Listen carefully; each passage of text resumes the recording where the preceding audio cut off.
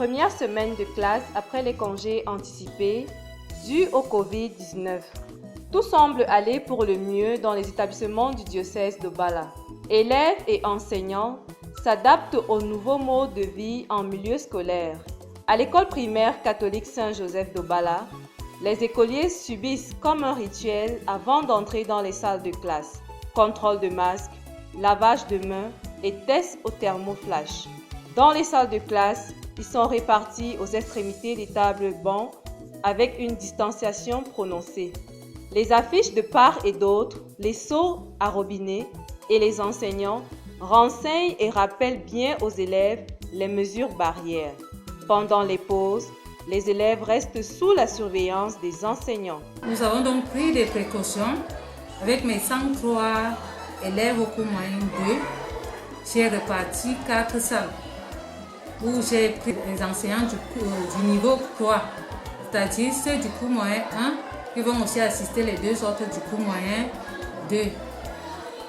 Donc, compte tenu donc de notre effectif, j'ai pris les autres enseignants qui vont s'occuper de la propreté dans l'école. Les autres enseignants veillent donc aux mesures prises par le gouvernement dans le port du cache-nez par les élèves et la distanciation qui était les salles de classe tout. Et mettre aussi les affiches pour que les gens sachent que le matin, le port du masque est obligatoire dans notre école. Ne pas entrer ici que celui qui a son cache-nez. C'est le même scénario au collège Joseph Tenzi qui a repris de manière progressive avec les terminales le 1er juin et s'en sont suivis les premières et les troisièmes le jeudi. Nous avons le lavage des mains, les bidons, le savon pour laver les mains. Nous avons le flash à l'entrée et tous les enfants ont le cache-nez, même les enseignants. Et nous avons fait l'effort de respecter la distanciation dans les salles de classe. En cas de suspicion, le protocole est connu.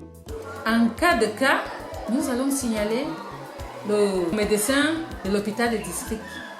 Du côté pédagogique, l'heure est aux révisions afin d'aider ceux qui ont complètement abandonné les cours pendant les 2 mois de suspension.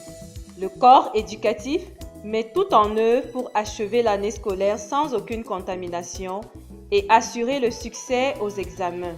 Mais il ne peut pas le garantir pleinement. Il revient aux parents de prendre le relais une fois les cours terminés.